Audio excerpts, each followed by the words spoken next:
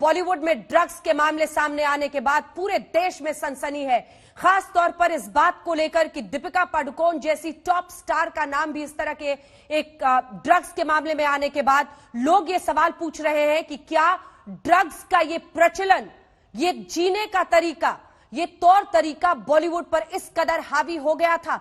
आइए आपको सीधे लिए चलते हैं। इस वक्त हमारे साथ भारतीय जनता पार्टी के नेता और सांसद मनोज तिवारी जी बातचीत के लिए पहुंच रहे हैं। मनोज जी, न सिर्फ एक नेता के रूप में, उस अभिनेता से भी मैं बात करना चाहती हूं आज जिसने इंडस्ट्री को करीब से देखा है, अपने फिल्मों के जरिए, अपने गानों के जरिए।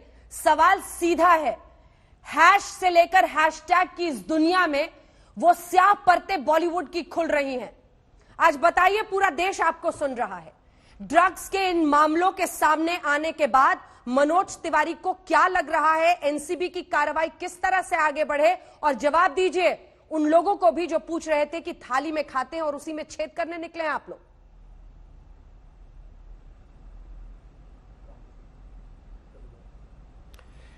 अंजना जी, इस समय बॉलीवुड के एक हिस्से में जो ड्रग्स की ये सनसनी, जो तूफान उनके ड्रग्स प्रयोग करने का उठा है, वो हम जैसे न जाने कितने बॉलीवुड से जुड़े या फिर बॉलीवुड को पसंद कर रहे लोगों में बहुत बहुत बड़ा बेचैनी पैदा कर दिया है।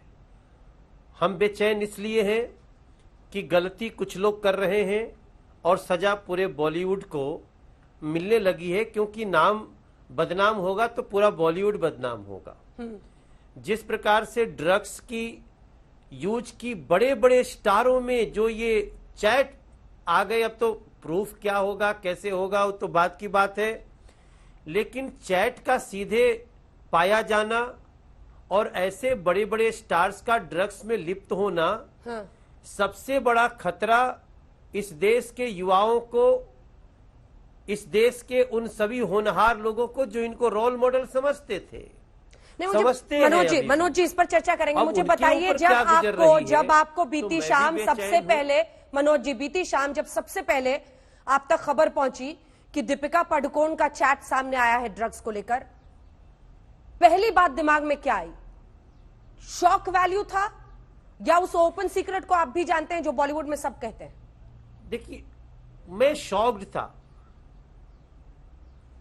मैं बहुत शॉक्ड था, मैं बिल्कुल अचंभित हुआ, क्योंकि जब ड्रग्स की बातें चलनी शुरू हुई, कुछ नए नए नाम आए थे जो इसमें लिप्त थे और फिर ड्रग पेडलर से उनकी साठ गांठ का समझ में आया, उसमें दीपिका पादुकोण का नाम आना निश्चित रूप से हम सभी को अचंभित कर गया, क्योंकि हम भी 15 साल से उस इंडस्ट्री में हैं। हमने कभी नहीं इस तरह की पार्टियों का हमें कुछ पता ही नहीं चला। हम अगर ज्यादा से ज्यादा पार्टी देखे तो फिल्म सक्सेस की पार्टी देखे, फिल्म शुरू होने की पार्टी देखे, लेकिन ये जो नई हाउस पार्टीज का जो चलन हमको दिखा है, ये बॉलीवुड के हर हिस्से में नहीं है। बॉलीवुड का बहुत बड़ा हिस्सा है जो कि एक टाइम से अपना काम करने के बाद बहुत ज्यादा करता है तो थोड़ी स्क्रिप्ट सुनता है और उसके बाद अपनी नींद पूरी करता है, दोबारा काम के लिए पूजा के साथ उठता है, कैमरे की पूजा करता है, स्क्रिप्ट की पूजा करता है, अपने भविष्य के लिए हमेशा गणपति बप्पा गणेश जी को आरती करके हम लोग फिल्म की शूटिंग करते हुए देखे हमने। उसमें ये कुछ लोगों का नाम आना और स्पेशली दीपिका पादुकोण का नाम आना एक भयानक अचंभा है, और अब न जाने कितने सवाल इससे निकल गए हैं।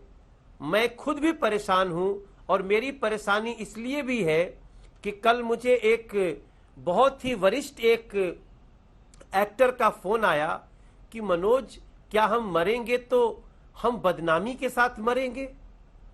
अब ये सवाल हमको कल से मेरे मन में कौंध रहा है कि जिसने 40 साल काम किया वो इस बात से डर रहा है कि मैं मरूंगा तो लोग कहेंगे बॉलीवुड वाला था, ये तो ड्रगिस्ट है, ये बॉलीवुड वाला था, ये नशेड़ी है।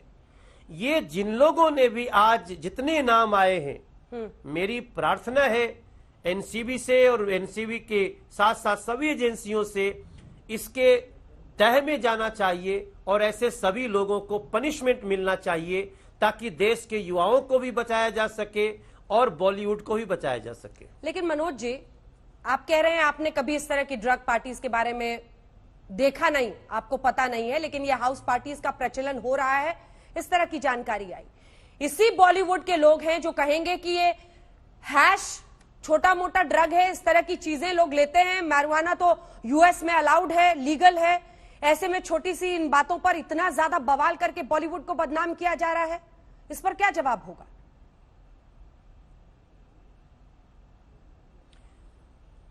अंजना जी, मैं बड़ी जिम्मेदारी से आपको बता रहा हूं कि मैं थोड़ा दिन काम नहीं किया।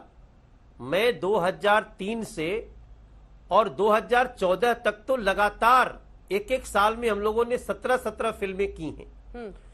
हम लोगों की जितनी पार्टियां थी, ये जो हाउस पार्टी का प्रचलन मैं देख रहा हूं, मैं तो हैश का नाम ही नहीं सुना। वो क्या एमडी और एमडीएम क्या क्या है ये हमने सुना ही नहीं। हमने बहुत ज्यादा अगर किसी पार्टी को बहुत हॉट समझा तो कोने में मैं देखता था कि वहां पे शराब वराब की कुछ बोतलें रखी होती थी, लेकिन उसमें भी पार्टी में आने वाले लोग दो भाग में होते थे। छोटे से कुछ लोग उधर बैठे रहते थे बेंच पे, बाकी अच्छे अच्छे लोग जो वो शराब से भी दूरी रखते हैं। तो मैं इस तरह के ड्रग्स, गांजा, कोकीन, क्या क्या, मैंने तो इस इंडस्ट्री को पृथ्वीराज कपूर, राज कपूर, हमारे दिलीप कुमार साहब, वर्तमान में आप जितना लता जी की इंडस्ट्री, अमिताभ बच्चन, हम ऐसे ऐसे लोगों का के नाम से इंडस्ट्री को जाने और उसी को फॉलो करना चाहते थे। लेकिन ये लोग, जो लोग नए नए आए, एक इसमें बड़ा नाम भी आ गया, बट हमारे जैसे लोगों के लिए बहुत ही आश्चर्यजनक है। आज लोग उड़ता पंजाब के बाद उड़ता बॉलीवुड नाम देने लगे हैं। मैं तो इसी बात से परेशान हूं अंजना जी कि बॉलीवुड भारत का श्रृंगार है। बॉलीवुड के कारण पूरी दुनिया में भारत की बड़ी अच्छी छवि है, लेकिन ये लोग जो खुद को तो शर्मसार किए ही हैं, खुद को तो रसातल के तरफ कदम बढ़ाई ही है, जो बॉलीवुड को नुकसान करने का इन लोगों ने कोशिश किया है, इसके लिए कड़ी जांच भी हो और जो भी दोषी हो, चाहे वो कितना भी बड़ा हो, कड़ी पनिशमेंट भी।